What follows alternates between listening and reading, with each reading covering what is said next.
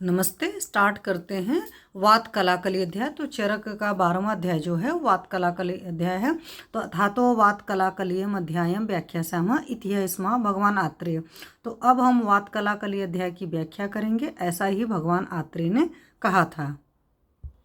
तो आगे क्या है, तो वात कला कला ज्ञानम अधिकृत्य परस्परम एतानि जिज्ञासामानः समुपविश्य महर्षयः पप्रच्छुर अन्योन्यं किं गुणो वायु किमस्य प्रकोपनम् उपशमनानि वा अस्य कानि कथं चयनं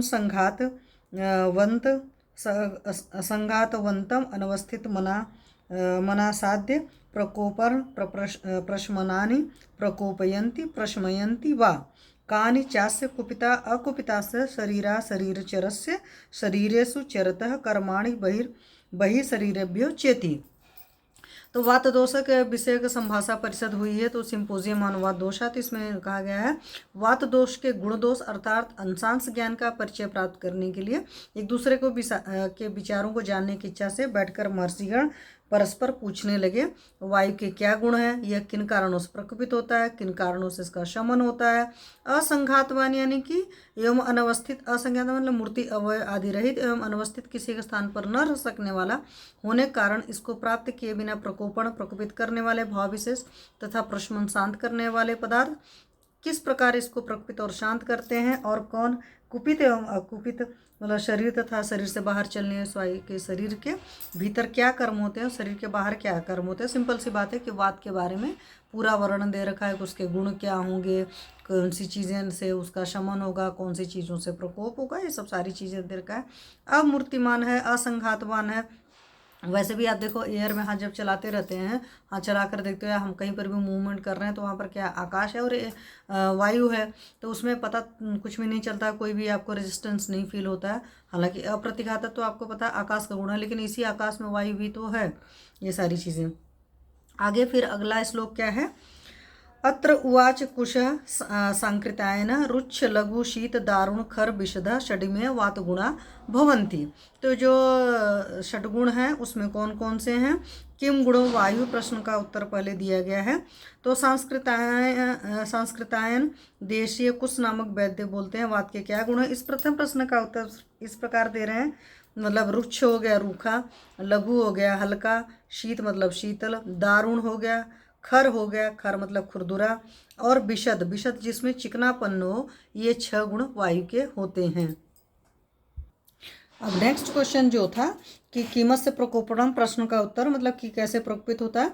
तच्छ्रुत्वा वाक्यम कुमार शिरा भरद्वाज उवाच एवं एतत् यथा भगवान आह अत एत एव वात गुणा भवन्ति सतु एवं गुणैर्द्रव्यैर्प्रभावैश्च कर्मभिर्मानैर्वायु प्रकोपम आपद्यते समान गुणाभ्यासो ही धातुनां वृद्धि कारणम इति। तो किमस्य प्रकोपणम, प्रश्न का उत्तर क्या दिया उन्होंने। सांस्कृतिक कुश द्वारा कथित वात के गुणों को सुनकर कुमार शिरा भरद्वाज ने कहा, जैसा आपने वात के गुणों का वर्णन किया वह ठीक ही है, क्योंकि वात के यही गुण होते हैं। वह वायु उक्त गुण वाले द्रव्यों से तथा उक्त प्रभावकारी कर्मों के निरंतर अभ्यास करने से प्रकोपित हो जाता है। यह साधारण नियम है कि समान गुण वाले पदार्थों का अभ्यास निरंतर सेवन धातुओं और रसादि की वृद्धि का कारण होता है। जैसा हमने चरक सूत्र 1 में भी कहा था ना, समान है वृद्धि कारणम, और हाँ से तो समान चीज़ें, एक जैसी चीज़ें साथ मिलती हैं तो वृद्धि होगी, और डिफरेंट टाइम की चीज़ें मिलती हैं तो उससे ह्रास होता है। अगला उन्होंने बोला है, तत्श्रुत्वा त्वं वाक्यं कांकायनो वालिकभिषक उवाच एवं एतत् यथा भगवान आह एतानि एव वात प्रकोपणानि भवन्ति अतो विपरीतानि वातस्य प्रशमनानि भवन्ति प्रकोपण विपर्यो ही धातूनां प्रशम कारणम इति। तो उपशमनानि वा यानी प्रश्न का उत्तर जो है वास्य कानि, प्रश्न का उत्तर है। तो कुमार शिरा भरद्वाज की बात को सुनकर बालिक देश के विषक कांकायन ने कहा कि आपका कथन सर्वथा सत्य है। जैसा आपने ऊपर कहा कि यही पदार्थ वात को प्रकोपित करता था, इनसे विपरीत गुण वाले पदार्थ निश्चित ही वात शमन कारक होते हैं, क्योंकि प्रकोपित करने वाले पदार्थों के विपरीत गुण धर्म वाले पदार्थ वात आदि धातुओं के प्रशम के कारण होते हैं। फिर अगला क्वेश्चन है, कथम चयनम असंघातत्वम अनवस्थितम अनासाध्य प्रकोपर प्रश्नानि प्रकोपयन्ति प्रशमयन्ति वा। प्रश्न का उत्तर में क्या बोला है? तत्श्रुत्वा वाक्यं वडिशोधा मार्ग उवाच एवं एतद् यथा भगवान् आह एतानि एव वातप्रकोप प्रशमनानि भवन्ति यथा हि एनं संघातम् अनवस्थितम् अनासाद्य प्रकोपण प्रशमनानि प्रकोपयन्ति प्रशमयन्ति वा तथा अनुव्याख्यास्यामः। वातप्रकोपणानि खलु रुच्छ लघु शीत दारुण खर विशद शुशिर कराणि शरीराणां तथा विधेषु शरीरेषु वायुराश्रयं गत्वा आप्यमानः प्रकोपम् आपद्यते। वातप्रशमनानि पुनः स्निग्ध गुरु उष्ण श्लक्षण मृदु पिच्छिल घन कराणि शरीराणां तथा विधेषु वायुर्सज्यमानश्चरण प्रशांतिम आपद्यते। तो यहाँ पर इन्होंने क्या कहा कि वालिक देश के वैद्य की बात को सुनकर धामार्गो बडिश ने कहा, यह ऐसा ही है जैसा आपने कहा, यही वायु को प्रकोपित तथा उसको शांत करते हैं। इस अमूर्त असंघात तथा चल अनवस्थित वायु को प्राप्त किए बिना भी जिस प्रकार ये प्रकोपण तथा प्रशमन पदार्थ उस वायु को प्रकोपित और शांत करते हैं, उसका व्याख्यान हम यहाँ करते हैं। वायु को प्रकोपित करने वाले द्रव्य एवं कर्म निश्चय ही शरीरों को रूखा, हल्का, शीतल, दारुण, खर, विशद, छिद्रयुक्त कर देते हैं। इन लक्षणों से युक्त शरीर में वायु आश्रय को पाकर पुष्ट होता हुआ प्रकोपित हो जाता है और वात को शांत करने वाले द्रव्य तथा कर्म शरीरों को स्निग्ध, उष्ण, गुरु, श्लक्षण, मृदु, पिच्छिल एवं घन बना देते हैं। इस प्रकार के वात विरोधी द्रव्य तथा कर्मों से युक्त शरीरों में वात संचार करता हुआ आश्रय के अभाव में स्वयं शांत हो जाता है। यहाँ पर आश्रय का तात्पर्य है अपने गुणों से युक्त स्थान का अभाव। आगे नेक्स्ट प्रश्न का उत्तर है कानिचास्य कुप्ता कुप्तस्य शरीराचरस्य शरीरा अशरीरचरस्य शरीरसु चरत कर्माणि। प्रश्न का उत्तर क्या है? तो तत्श्रुत्वा बडिश वचनम वितथं मृगेषणेन अनुमतम उवाच वायुर्विदो राजर्षि एवं एतद् सर्वमनव अपवादं यथा भगवान् आह यानि तु खलु वायो कुपिता अकुपितस्य शरीराशरीरचरस्य शरीरेषु चरतः कर्माणि बहिः शरीरेभ्यो वा भवन्ति तेषाम् अवयवान् प्रत्यक्ष अनुमान उपदेशैः साधित्वा नमस्कृत्य वायो यथाशक्ति प्रवक्ष्यामः। वायुस्तंत्र यंत्रधर प्राणोदान समान व्यान अपात्मा प्रवर्तक चेष्टानाम उच्चावचानां नियंता प्रणेता च मनसः सर्वेन्द्रियाणाम उद्योजक सर्वेन्द्रियार्थनाम अभियोड़ा सर्वशरीर धातु विहुकर संधानकर शरीरस्य प्रवर्तको वाचः प्रकृति स्पर्श शब्दयो श्रोत्र स्पर्श नरयोर्मूलम हर्षोत्सार योनि समीरणो अग्नि दोष संशोषण क्षिप्ता बहिर्मलानां स्थूलाणु स्रोतसां भेत्ता कर्ता गर्भाकृतीनां आयुषो अनुवृत्ति प्रत्ययभूतो भवति अकुपितः। तो इसका है सर्वथा सत्य और महर्षि समुदाय से अनुमोदित धामार्गो बडिश नामक वैद्य के मत को सुनकर राजर्षि वायुर्वेद ने कहा कि आपने वायु के संबंध में जो कुछ भी विवेचन किया उसका कोई अपवाद नहीं है। कुपित या अकुपित, शांत या प्रकृतिस्थ शरीर में रहने वाला या शरीर से बाहर रहने वाला वायु के प्रमाण और आप्तोपदेश वायु के शरीर में विचरण करते होता शरीर के बाहर जो कर्म होते हैं उनके विभागों को प्रत्यक्ष प्रमाण, अनुमान प्रमाण और आप्तोपदेश प्रमाण आदि द्वारा सिद्ध करके और भगवान वायु को प्रणाम करके यथाशक्ति कहेंगे। यह वायुस्तंत्र यंत्र धरा का है। शरीर तथा यंत्र आदि शरीर के अवयवों को धारण करने वाला, शरीर में रहने वाले प्राण, उदान, समान, व्यान और अपान वायु की यही आत्मा है। जिस प्रकार विविध प्रकार की ऊंची नीची चेष्टाओं का नियामक है, मन का प्रणेता है, मतलब इधर उधर ले जाने वाला है, सभी इंद्रियों का प्रेरक है, सभी इंद्रियों के अर्थों का विवहन करने वाला है। अर्थात साम्यावस्था में स्थित वायु ही इंद्रियार्थ ज्ञान में कारण होता है। शरीरगत सभी धातुओं को अपने अपने कार्यों में प्रवृत्त कराता है। यह शरीर को जोड़ने वाला है, वाणी का प्रवर्तक है, स्पर्श और शब्द की प्रकृति है। श्रोत्र और स्पर्श ज्ञान में वायु ही कारण है। हर्ष और उत्साह का यही उत्पत्ति स्थान है। अग्नि का यही प्रेरक जलने में कारण है। दोषों को सुखाने वाला है। शरीरस्थ मलों को बाहर निकालने में यही सहायक होता है। स्थूल मतलब बड़े, अणु मतलब छोटे स्रोतों का भेदन करता है। गर्भ में शरीर आकृतियों का निर्माण यही करता है। अकुपित अपनी संप्रकृति में स्थित वायु आदि का अनुवर्तक और पालन करने वाला होता है। मतलब सिंपल सी लैंग्वेज में अगर सोचोगे तो बॉडी के अंदर सारा कर्म वायु ही करता है, क्योंकि कफ और पित्त बोलते हैं ना, वो पित्तः पंगु कफ पंगु पंगो मलधातुम वायुना यत्र नियंत्रित तत्र गच्छन्ति मेघवत्। तो पित्त और कफ पंगु है, तो जितना भी कर्म होता है वो सारा कर्म कराने का जो कारण है, मेन है, वो आपका वायु होता है। फिर अगला क्वेश्चन क्या है? फिर अगला क्वेश्चन है कि कानी चास्य कुपिता कुपितस शरीर चरस शरीरेषु चरतः कर्माणि, प्रश्न का उत्तर। तो कुपितस्तु खलु शरीरे शरीरम नानाविध विकारः उत्पत्त्यति बलवर्ण सुख आयुषम उपघाताय मनोव्याहर्ष यर्ति सर्वेन्द्रियाणि उपहन्ति विनिहन्ति गर्भान् विकृतिम आपादयति अतिकालं वा धारयति भय शोक मोह दैन्य अति प्रलाप जनयति प्राणश्च उपरलब्धि। तो शरीर में कुपित हुआ वो वायु अनेक प्रकार के विकारों को उत्पन्न कर इनसे शरीर को पीड़ित करता है, जिससे बल वर्ण सुख एवं आयु की हानि होती है। मन को प्रसन्न नहीं होने देता, सभी इंद्रियों की शक्ति का विनाश कर देता है, गर्भों का विनाश करता है, गर्भस्थ प्राणी के शरीरों को विकृत, अंधा, लंगड़ा, लूला, बहरा, गूंगा, टेढ़ा, अंगिन, अधिकांग कर देता है, अधिक समय तक रोके रहता है और मन में भय शोक मोह दीनता तथा प्रलाप आदि को उत्पन्न कर देता है, प्राणों का विनाश भी करता है। इसलिए चाहे आपकी एंटी डिप्रेसिव टेंडेंसी है, चाहे एंजाइटी है, चाहे जो भी जिस तरह की प्रॉब्लम है, हर जगह वायु की चिकित्सा करनी ही करनी होती है। फिर अगला पार्ट है कि कानिचास अकुपितस शरीर अशरीर चरस से वही शरीरेषु चरतः कर्माणि, प्रश्न का उत्तर है। तो प्रकृति भूतस्य खलु एस्य अस्य लोके चरतः कर्माणि मानि भवन्ति तद्यथा धरणी धारणम ज्वलनम आदित्य चंद्र नक्षत्र ग्रह गणानां संतान गति विधानम सृष्टिश्च मेघानां अपां विसर्ग प्रवर्तनं स्रोतसां पुष्पफलानां च अभिनिवर्तनम उद्भेदनं च औद्भिदानां ऋतूनां विभागो धातूनां धातुमान संस्थान व्यक्ति बीजाभिसंस्कारः शस्य अभिवर्धनम अभिक्लेदो उपशेषणे अवयवकारिक विकारश्चेति।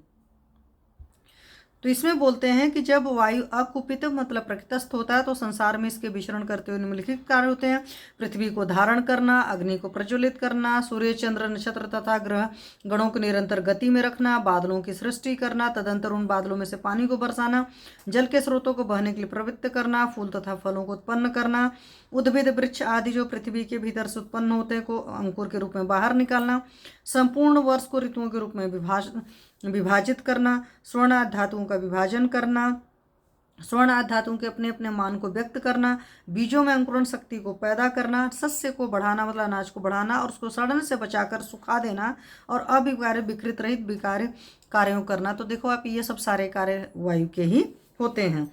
अगला क्वेश्चन है कानिचास्य कुपितस्य अशरीर चरस्य वही शरीरेषु चरतः कर्माणि, प्रश्न का उत्तर क्या है? तो प्रकुपितस्य खलु अस्य लोकेषु चरतः कर्माणि मानि भवन्ति तद्यथा शिखिराव मंथनम उन्मंथन मनोकहानाम उत्पीड़नम सागरणानाम उद्वर्ततम सरसाम प्रतिसरणम अपागानाम आकंपनम च भूमेः आधमनम अंबुदानाम निहार निराद पांसु सिकतामस्य भेकोर गच्छार रुधिर स्मांस निविसर्गः व्यापादनं च षणानां ऋतूनां सस्यानां असंघात भूतानां च उपसर्ग भावानां च अभावकरणं चतुर्युगान्तकरणानां मेघ सूर्य अनल अनिलानां विसर्गः।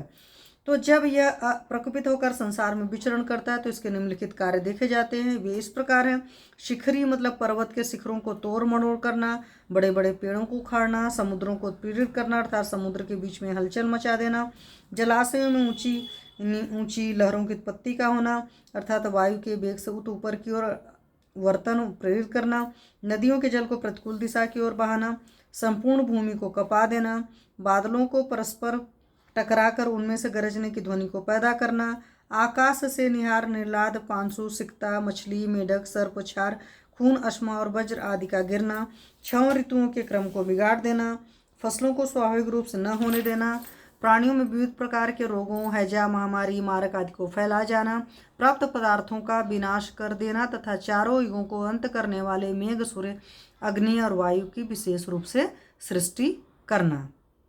फिर अगला क्या है, आगे है कि स ही भगवान प्रभव श्राव्यश्च भूतानां भावाभावकर सुख असुखयोर विधाता, मृत्यु, यम, नियंता, प्रजापति, अदिति, विश्वकर्मा, विश्वरूपा, सर्वज्ञ, सर्वतंत्राणां विधाता, भावानां अणु, विभु, विष्णुक्रांता, लोकानां वायुर्यो भगवान नित्य।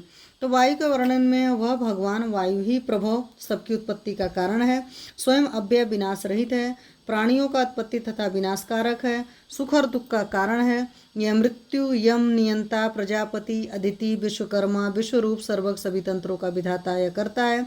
सभी पदार्थों में अणु, छोटा, विभु, विष्णु, पृथ्वी आदि लोगों को लांघ कर सर्वत्र विचरण करने वाला वायु ही भगवान है। आगे दे रखा है, तश्रुत्वा वायुर्वेद वचो मरीचिरुवाच यद्यपि एवं एतत् किमर्थस्य अस्य वचने विज्ञाने वा सामर्थ्यम अस्ति भिषग्विद्याम् अधिकृत्य एयं यत् कथा प्रवृत्त इति। तो राजर्षि वायुर्वेद के उक्त वायु संबंधी विवेचन को सुनकर विद्वान मरीचि ने कहा, यद्यपि आपने वायु के संबंध में जो कहा वह ठीक है, फिर भी इसको कहने और जानने की चिकित्सा क्षेत्र में क्या हो सकता है, क्योंकि यहाँ तो भिषग विद्या को लेकर ही यह कथा या बातचीत चल रही है। तो आगे है, वायुर्वेद वाच भिषक पवनम अति बलम अति परुषम अति शीघ्रम कारणित्यम कारणम आत्ययिकम चेन्न अनुनिशम्यत सहसा प्रकुपितम अति प्रयत्नतः कथम अग्रे अभिर्चितु विधास्यति प्रागेवनम अत्यभयात् वायुर्यथार्था स्तुतिरपि भवति आरोग्याय बलवर्ण विवृद्धये वर्चस्वतु आयोपचयाय ज्ञान उपपत्तये परमायु प्रकर्षाय चेति। तो वायुर्वेद का मत है कि महर्षि मारीचि की वायु संबंधी उक्त शंका का समाधान वायुर्वेद इस प्रकार करते हैं, यदि चिकित्सक वायु के अति बलवान, अत्यंत कठोर, अति शीघ्रकारिता और आत्यायिक सद्यो मारक आदि गुणों को न सुनाते तो रोगी को स्वास्थ्य प्रदान में अत्यंत तत्पर चिकित्सक मृत्यु आदि के भय के पहले ही उन वायु से बचाने के लिए कैसे कहेगा। दूसरा कारण यह भी है कि वायु की यथार्थ स्तुति करने से भी आरोग्य, बल और वर्ण की वृद्धि, तेजस्विता, शरीर वायु की पुष्टि, ज्ञान की वृद्धि तथा दीर्घायु की प्राप्ति होती है, क्योंकि यहाँ पर भगवान बोला गया है। तो जब वायु की स्तुति करते हैं तो इन सब सारी चीज़ों की वैल्यू होती है। आगे क्या है, आगे है कि मरीचुर्वाच अग्निरेव शरीरे पित्तांतर्गतः कुप्ता अकुप्ता शुभाशुभानि करोति तद्यथा पक्तिम अपक्तिम दर्शनम अदर्शनम मात्रा अमात्रात्वम उष्मणम प्रकृति विकृतिर्वर्णो शौर्यम भयम क्रोधम हर्षम मोहम प्रसादम इति एवं आदीनि चापराणि द्वंद्वानिति। तो मरीचि ने कहा है, शरीर में पित्त के अंतर्गत कुपित अग्नि अशुभ कर्मों को और अकुपित प्रकृतस्थ अग्नि शुभ कर्मों को करती है। वह इस प्रकार है, अग्न्याशय में स्थित अकुपित पाचक पित्त पाचन और कुपित पित्त पाचन का भाव करता है। नेत्रों में रहने वाला अकुपित आलोचक पित्त दर्शन में सहायक तथा कुपित पित्त अदर्शन करता है। शरीर में अकुपित पित्त से तापक्रम ठीक रहता है और कुपित पित्त से तापक्रम का बढ़ना या मात्रा से अधिक घट जाना देखा जाता है। इसी प्रकार भ्राजक पित्त के कुपित होने से विवर्णता और अकुपित होने से वर्ण में स्निग्धता, शौर्य, भय, क्रोध, हर्ष, मोह, प्रसन्नता आदि और भी द्वंद्व का होना, मतलब सुख दुख इच्छा द्वेष का होना न होना लक्षण दिखाई देता है, द्वंद्वानि है। आगे क्या कहा है, तश्रुत्वा मरीचुवच काप्य उवाच सोमयो शरीरे श्लेष्मांतर्गतः कुपिता अकुपिता शुभाशुभानि करोति तद्यथा दाढ़्यम शैथिल्यम उपचयम कार्श्यम उत्साहम आलस्यम वृष्टाम क्लीवताम ज्ञानम अज्ञानम बुद्धिम मोहम इति एवं आदीनि च अपराणि द्वंद्वानिति। तो मरीच की उक्त बात को सुनकर महर्षि काप्य ने कहा, शरीर में श्लेष्मा के अंतर्गत सोम जलियांश ही कुपित होकर अशुभ और अकुपित प्रकृतस्थ होकर शुभ कर्मों को करता है, यथा दृढ़ता, शिथिलता, पुष्टि, कृष्णता, उत्साह, आलस्य, वृषता, क्लिबता, ज्ञान, अज्ञान, बुद्धि, मोह, इस प्रकार के और भी द्वंद्व, चेतना, चेतनता, जड़ता, शक्ति, अशक्ति आदि को पैदा करता है। तो इस तरह के सारे कार्य जो हैं वो सारा आपका वायु कर रहा है।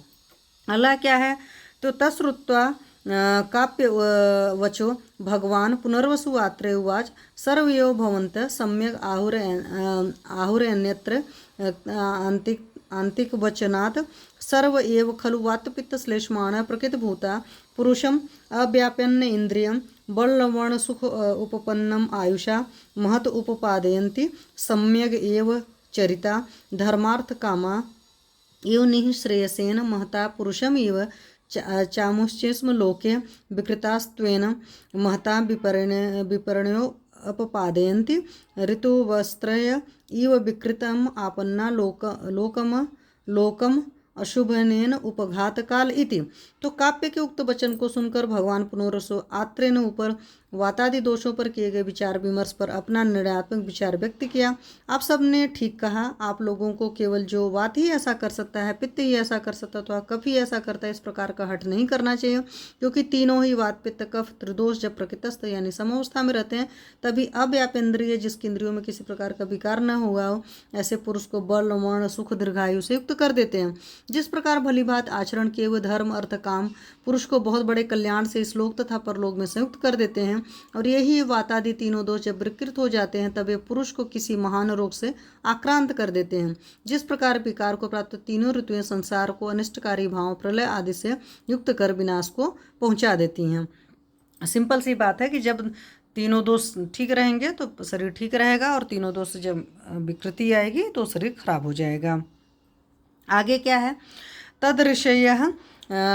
तदऋषय सर्व एव अनुमेनिरे वचनम आत्रेयस्य भगवतः अभिनंदश्चेति।